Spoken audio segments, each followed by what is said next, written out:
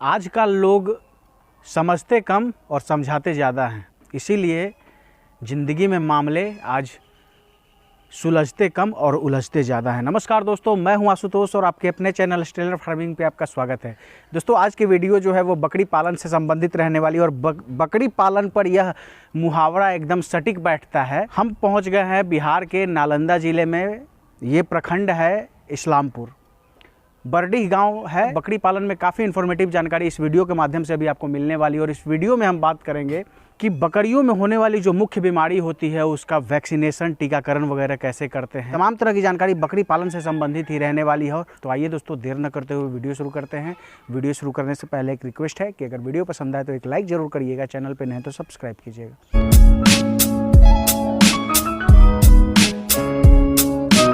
Sir, फिर से हमारे चैनल पे आपका स्वागत है। आपका भी स्वागत है आशुतोष जी, और सभी किसान भाइयों को नमस्कार। सर, सबसे पहले आज सवाल पूछते हैं कि आपका जो जहानाबाद में मुठेर है वहाँ पे फार्म था, यहाँ फार्म स्थापित करने का क्या उद्देश्य है? बिल्कुल सही क्वेश्चन पूछे और काफ़ी लोग भी पूछे, क्योंकि सब लोग तो जानते थे कि मेरा गांव पर है। जी। और यहाँ किए हुए लगभग 2.5 साल या 3 साल होने जा रहा है। तो सबसे मेन कारण क्या है ना कि बकरी फार्म जब हम किए, फिर हमारे पास जो भी अनुभव प्राप्त हुआ हमें, तो उसका फ़ायदा हम दूसरे लोगों को देना शुरू किए और काफ़ी लोगों को जागरूक भी किए। जो आप लोग प्रशिक्षण शब्द यूज कर रहे हैं उसको हम जागरूक शब्द बोलते हैं। और लोगों को हम बताया कि बकरी पालन में आप लोग आइए और उसमें काफ़ी फ़ायदा है, कम इन्वेस्टमेंट में दूसरा बिजनेस की तुलना में इसमें ज़्यादा मुनाफा है। तो हमारे कहने पर काफ़ी लोग फार्मिंग करने के लिए रेडी भी हुए और हमसे एक भरवाली प्रॉमिस भी कराते गए कि ठीक है, आपके कहने पर हम इस फील्ड में आना चाह रहे हैं, लेकिन यदि हमको कुछ समस्या आएगा तो जो भी आपके पास अनुभव है वो आप शेयर कीजिएगा हमारे साथ, ताकि वो हम लोग पहले से सावधान हो जाएं, तो वो समस्या हमको नहीं देखना पड़े। हम लोग बिल्कुल करेंगे तो और अच्छा बात है कि हमारे पास जो भी अनुभव है हम नए लोगों के साथ जो अनुभव शेयर करते हैं और आप उस समस्या से बच जाते हैं तो बहुत अच्छी बात है। तो इस तरह करके हमारे टीम में काफ़ी धीरे धीरे बकरी फार्मर लोग जुड़ते गए। अब होता क्या है, फार्म खोलने के बाद भी कुछ समस्या आता है तो वो लोग अपने अपने फार्म पर हमको बुलाना भी शुरू कर दिए। तो उसी क्रम में हम कभी यहाँ हैं, कभी वहाँ हैं, कभी वहाँ हैं, हमेशा घूमते रहते थे। नहीं जाने पर खुद हमको अंदर से ख़राब लगता था कि हमारे कहने पर या हमसे जुड़े और हम वहाँ नहीं जाएंगे तो उनको ख़राब लगेगा। इस तरह हम घूमते रहते थे। तो घूमने के दरमियान अपने फार्म पर हम ध्यान नहीं दे पाते थे। जब ध्यान नहीं दे पाते थे तो जाहिर सी बात है, कोई भी अपने फार्म पर ध्यान नहीं दीजिएगा तो कभी भी मुनाफा में नहीं आइएगा जी। तो हम चाह रहे थे कि कहीं ना कहीं हमको एक विश्वसनीय कोई साझेदार मिले या कह सकते हैं पार्टनर मिले। तो उसी क्रम में हमारे साथ ये जुड़े क्या ये मिलकर करते हैं। तो अपने सारे बकरी को हम लेकर यहाँ पर चले आए और हम निश्चिंत होकर अब फील्ड वर्क करते हैं। और यही नहीं, कुछ छोटे छोटे जो फार्मर थे उनकी कैपेसिटी थी, मान लीजिए 10 बकरी से ज़्यादा नहीं खरीद सकते हैं, उनको भी हम मदद किए। वहाँ पर भी कहीं से यहाँ 4 बकरी, किसी के 5 बकरी एज ए बटाई पर समझते हैं ना, उस रूप में हम बहुत सारा बकरी वैसे भी दिए हुए हैं। तो हम फील्ड वर्क अच्छा से कर सकें, बिना टेंशन के घूम सकें, उसके लिए हम यहाँ पार्टनरी में कर लिए और हम फ्री होकर फॉर्म हमारे सेवा से काफ़ी लोग संतुष्ट भी होते हैं। और घूमने का जो प्रोग्राम होता है हम तय करते हैं। आज इधर जा रहे हैं तो मेरे से जितना लोग जुड़े हुए हैं, लेकिन स्पेशली कोई बुलाते हैं तो आने जाने का खर्चा वो बेयर कर लेते हैं, तो कोई टेंशन नहीं होता है। सर, अब बात करते हैं कि जैसे चूँकि किसी भी चीज़ का पालन होता है तो वहाँ रोग और बीमारी आता ही है। तो सर, बकरी पालन में क्या क्या मुख्य बीमारी है? जैसे PPR वगैरह तो सब लोग जानते हैं, FMD वगैरह, उसके अलावा और कौन कौन मुख्य समस्याएं आती हैं सर नए जो बकरी पालन शुरू करते हैं, उसके बारे में बताइए। और हम सर चाहेंगे कि जो कुछ ऐसा घरेलू नुस्खा, चूँकि सर किसानों के लिए संभव नहीं है कि हर बार कोई डॉक्टर को बुला के और 500-600 रुपये दे, तो कुछ घरेलू नुस्खा हो सर, वो भी हमारे व्यूअर्स को बताइए। देखिए, बहुत ही अहम बात हम बताने जा रहे हैं। आज के डेट में यूट्यूब के माध्यम से PPR, ET, FMD सारे लोग जान चुके हैं, ठीक, वैक्सीन कैसे देना है, क्या करना है, लेकिन फिर भी समस्या कब आती है और बकरी फार्म कौन सा बीमारी से बंद होता है, मेन कारण वो हम बताने जा रहे हैं। सबसे ज़्यादा बच्चा या बकरी मरती है ठंड के मौसम में। ये सभी लोग यूट्यूब के माध्यम से जान भी रहे होंगे, ठीक, और नहीं जानते हैं तो हम अपना अनुभव बता रहे हैं। बच्चा ठंड में ज़्यादा मरता है, एकदम एक कटु सत्य है। तो बच्चा ही आपका मेन पूंजी होता है। बकरी फार्म का मेन पूंजी बच्चा ही है, उसी से आप गेन करते हैं। बच्चा मर रहा है, आपका पूंजी डूब रहा है। ठीक है, तो बच्चा मरने का मेन कारण, चाहे उसको हम बचाएं कैसे, उस पर हम चर्चा करने जा रहे हैं। एक वीडियो में आपको खान पीन तो हम बताए थे, उस चीज़ है ही है। देखिए, ठंड को तो आप रोक नहीं पाइएगा, ठंड तो प्रकृति का चीज़ है, लेकिन एक हम तरीका बताने जा रहे हैं जो हम आजमाए हुए हैं। यदि आप लोग को उचित लगे तो पालन कीजिए, न उचित लगे तो कोई बात नहीं, लेकिन एक ऐसा भी किया जा सकता है। ठंड पड़ता है सबसे ज़्यादा दिसंबर में और जनवरी में। यदि हम ऐसा कोई उपाय अपना दें कि दिसंबर और जनवरी में हमारे यहाँ बकरी बच्चा दे ही नहीं, क्योंकि यदि बकरी बच्चा दी और यदि मर गया तो 5 महीने का गर्भकाल वाला पीरियड अब फिर से हिट में आएगी, वो वाला पीरियड, यानी कम से कम 6-7 महीना आपका बर्बाद चला गया ना। बिल्कुल, एक बच्चा का मरने का मतलब कि आपका 7 महीने का समय बर्बाद। लेकिन हम चाहेंगे कि दिसंबर और जनवरी में बकरी बच्चा न दे, उससे क्या होगा, आपका मात्र 2 महीना बर्बाद होगा। अब कहिए कैसे? गर्भकाल 5 महीने का होता है बकरी का। ठीक, यदि 7वां महीना में आप क्रॉस कराते हैं बकरी को, 7वां महीना में बकरी को क्रॉस कराते हैं तो जाहिर सी बात है 5 महीना बाद यानी कि दिसंबर में बच्चा देगी। 8वां महीना में क्रॉस कराते हैं तो जनवरी में बच्चा देगी। तो ऐसा क्यों नहीं कर दिया जाए कि 7वां महीना और 8वां महीना में बकरी को हम क्रॉस होने ही नहीं दें। जब 7वां महीना और 8वां महीना में जब बकरी क्रॉस नहीं होगी तो दिसंबर और जनवरी में बकरी बच्चा नहीं देगी, तो आपका 2 ही महीना बर्बाद हुआ ना। बिल्कुल, लेकिन यदि बच्चा मर जा रहा है तो 7 महीना बर्बाद हो रहा है। तो एक टेक्निक आप ऐसा भी अपना सकते हैं। मान लीजिए किसी को कोई अनुभव नहीं है, बहुत ज़्यादा डर रहे हैं, यदि तर्क सही लगा तो आप कर सकते हैं। इस तरह से हम किए हुए भी हैं और कुछ लोग और भी कर रहे हैं जिनको हम बताएं। और ना यदि आप उसे नहीं कंट्रोल कर पा रहे हैं तो फिर जाड़ा में आप ज़्यादा मेहनत कीजिए, रख रखाव पर विशेष ध्यान दीजिए।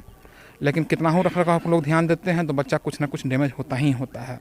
यदि ये तर्क अच्छा लगता है किसान भाइयों को तो वो लोग यूज कर सकते हैं, नहीं तो कोई बात नहीं, क्योंकि ठंड में सबसे ज़्यादा मरता है। फिर उमस वाला जो गर्मी होता है, जैसे अभी उमस वाला गर्मी है, हालांकि हर एक राज्य में उमस नहीं पड़ता है, हमारे बिहार में उमस पड़ता है, झारखंड के भी कुछ जिला में पड़ता है।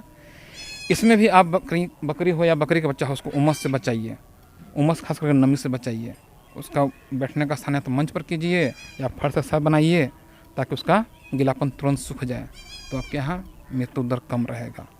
ये सबसे पहले ध्यान देना है। पीपीआर से भी ज़्यादा ध्यान इस पर जरूर दे देना है, नहीं तो मालूम चलेगा पीपीआर का वैक्सीन दिए हुए हैं, ठीक, तो छोटा बच्चा को तो वैक्सीन नहीं देते हैं, वो तो मर जाएगा। इस तरह छोटा बच्चा को बचाइए, ये सबसे बड़ा चीज़ था। उसके बाद फिर छोटा छोटा कॉमन समस्या रहता है, लूज मोशन, सर्दी खांसी, ये कॉमन समस्या है। तो लूज मोशन यदि आप जान रहे हैं तो कोई बहुत बड़ा चीज़ नहीं है, उसका हम जो करते हैं वो आपको बता दे रहे हैं जी।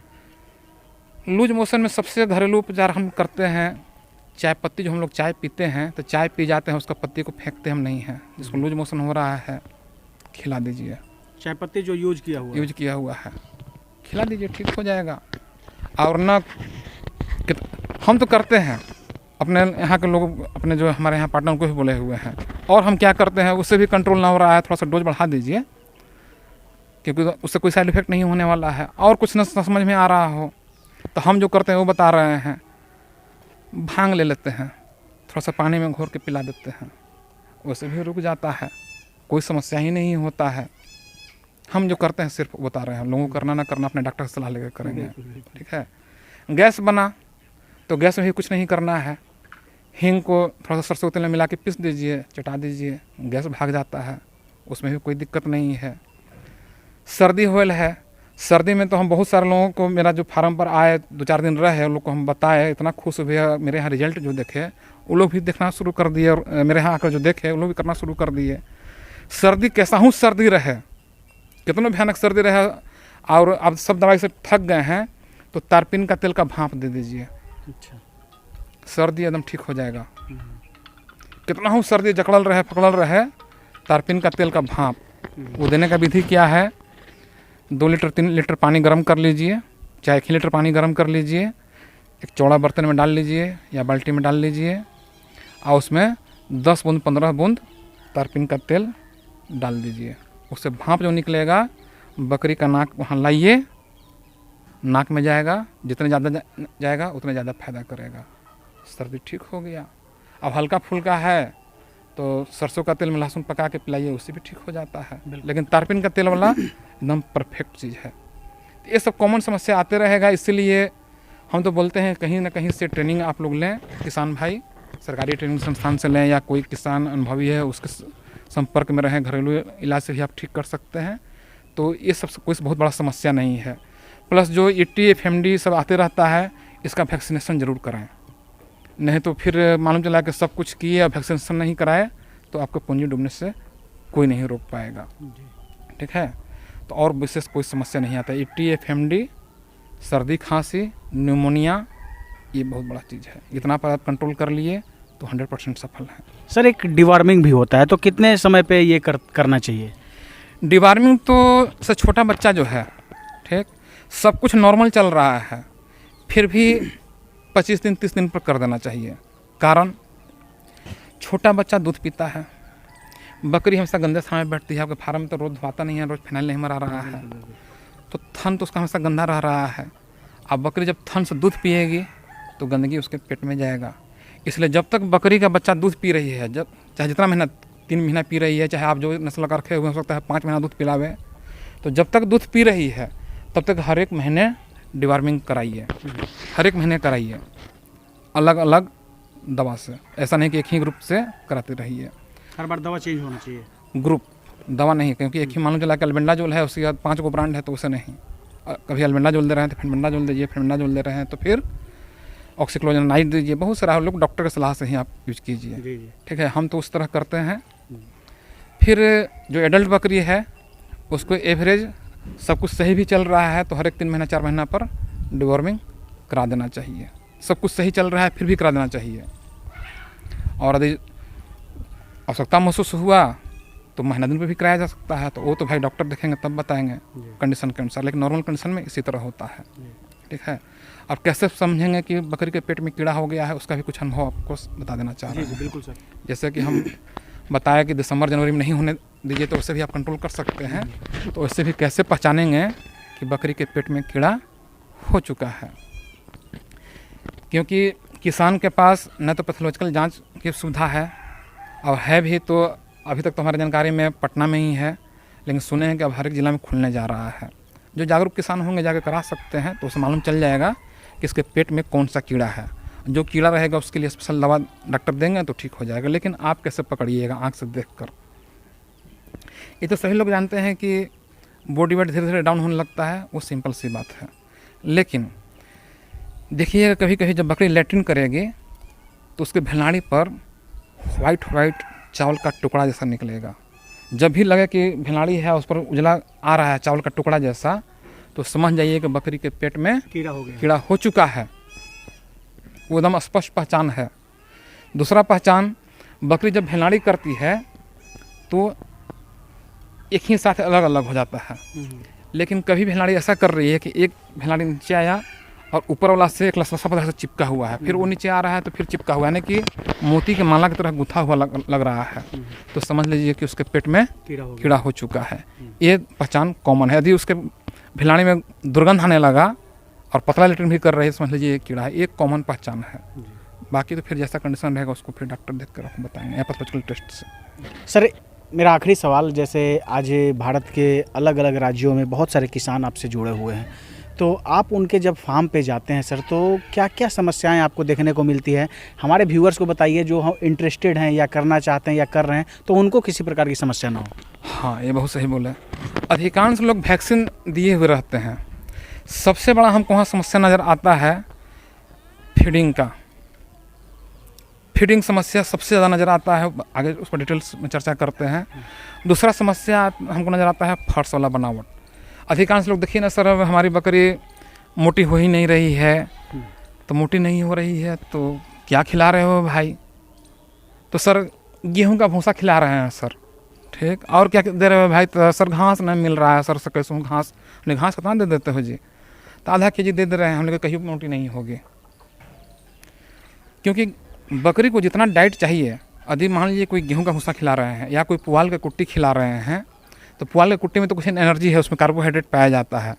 गेहूं के भूसा में न तो प्रोटीन है न कार्बोहाइड्रेट है, उसमें कुछ भी नहीं है। ठीक है, अब गेहूं का भूसा खिला कर सोचिए कि बकरी मोटी हो जाए तो कभी संभव नहीं है।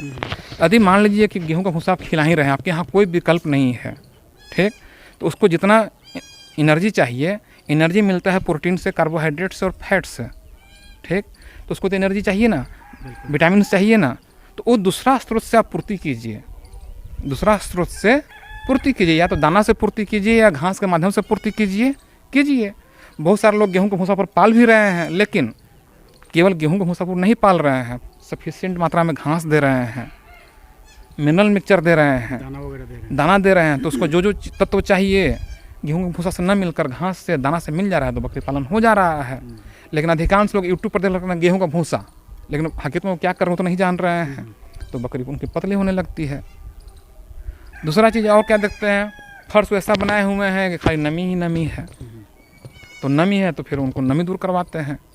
अभी हाल ही की बात है, यहाँ खगड़िया डिस्ट्रिक्ट का, पटने के ही व्यक्ति हैं, वहाँ फार्म उनका है, बार बार कि सर्दी हो जा रहा है, ये हो जा रहा है, वो हो जा रहा है, और बार बार वो दवाइयों अपना दे रहे हैं। बार बार हम लोग हो ही नहीं सकता है कि आप दवाई दीजिएगा और बकरी, हम लोग जाकर अपने फार्म पर देखिए तो ऐसा है कि नहीं है। गिरिडीह में भी इसी हम बोले थे, आशा लोग जब उनको हम पॉइंट आउट कर दिए, जाकर वो अपना देखे तो वास्तव में नमी है, नमी दूर किए, सही हो गया। तो ये सब अपना अनुभव इसलिए हम लोग शेयर करते हैं, यही इसलिए हम लोग सलाह देते हैं कि जब भी बकरी पालन कीजिए तो अनुभवी व्यक्ति का साथ ज़रूर लीजिए, क्योंकि आप इस फील्ड में नया आ रहे हैं, या आपके पड़ोस में कोई भी अनुभव, ऐसा नहीं कि दूर ही जाना है, यदि आपके पड़ोस में भी कोई परंपरागत बकरी पालक हैं, वो भी आपसे ज़्यादा जानकार वाले हैं, उनसे भी आप सलाह लीजिए। ये ना सोचिए कि हम पैसा वाले हैं, गरीब चार को पाल रहे हैं, तो गरीब नहीं है, नॉलेज में आपसे ज़्यादा है, अभी आज के डेट में नॉलेज में अमीर है आपसे। हाँ, तो सलाह लेना गलत बात नहीं है। और यदि आप कहीं ट्रेनिंग लेने जाते हैं तो ट्रेनिंग वहीं लेने की कोशिश कीजिए जहाँ प्रैक्टिकली बात बताया जाता है। ऐसा नहीं है कि सिर्फ गए और सर्टिफिकेट के चक्कर में या किसी दूसरा चीज़ के चक्कर में पड़ गए। प्रैक्टिकली जहाँ भी कीजिए, प्रैक्टिकली ट्रेनिंग कीजिए तो ज़्यादा बेनिफिट रहेगा, क्योंकि अंत में हर एक जगह कहीं भी से भी पढ़कर आइएगा, यहाँ तक कि डॉक्टरी भी कोई पढ़कर आते हैं तो सीनियर कंडर में ही काम करते हैं, इंजीनियरिंग भी पढ़कर आते हैं, कंपनी में जाते हैं तो सीनियर कंडर में ही काम करते हैं, यानी कि हर हाल में आपको पहले जूनियर बनना पड़ेगा। लेकिन आज के डेट में जो बकरी फार्म खोल रहे हैं तो पैसा वाले लोग अधिकांश आ रहे हैं, बड़ा बड़ा कहीं सेट बना रहे हैं, ये कर रहे हैं, और उनके बगल में कोई गरीब किसान है जो 5-6 बकरी रख ले है, उससे उस सलाह लेने में कतराते हैं, लेकिन नॉलेज में वो आज के डेट में आपसे आगे है। तो सलाह किसी भी से भी लिया जा सकता है, संकोच नहीं करना चाहिए, और ज्ञान के प्राप्ति में हमेशा रहना चाहिए। आज भी हम जरूर अनुभव है, लेकिन अपने को थोड़ा हम परिपूर्ण हैं, आज हम भी ज्ञान की खोज में भटकते हैं। यदि अपने आप को पूर्ण मान लिए तो उस दिन में हम स्थिर हो गए, इसलिए कभी भी अपने आप को पूर्ण नहीं मानना चाहिए। यही सबको हम सलाह देंगे। सर, बहुत सारे व्यूअर्स ऐसे हैं हमारे जो संयुक्त अरब अमीरात, Qatar, Saudi Arabia, gulf countries से आपको देख रहे हैं और वहाँ अपने काम से खुश नहीं है, और कोई भी चाहता है कि अपने परिवार के साथ अपने वतन, अपने राज्य में आकर काम करे, 2 पैसा कमाए, परिवार के साथ रहे। उन लोगों की योजना है कि यहाँ आके बकरी पालन करना चाहते हैं, तो सर उन लोगों को कुछ आप संदेश बकरी पालन के संबंध में दे दीजिए। हम उन लोगों के साथ साथ यहाँ के लोगों को भी संदेश देना चाहेंगे कि यदि आप पहले से कोई काम कर रहे हैं तो अचानक से बकरी पालन पे मुँह मत कीजिए, अचानक से न कीजिए। नहीं तो हो सकता है आप वहाँ से जॉब छोड़ दिए और यहाँ अचानक से मोटिवेट होकर आप आ गए और यहाँ भी फ्लॉप कीजिएगा, तो ना वहाँ के रहिएगा ना यहाँ के रहिएगा। इसलिए आप किसी का सहयोग यहाँ से लीजिए, यदि घर में कोई परिवार हैं या बटाईदार हैं, फिर धीरे धीरे यहाँ इनकम जनरेट होने लगे, फिर आपको लगे कि वहाँ से हम छोड़ कर आएँगे तो हमको इतना इनकम आना शुरू हो जाएगा, तब आप आएँ तो उससे रिस्क कम रहेगा।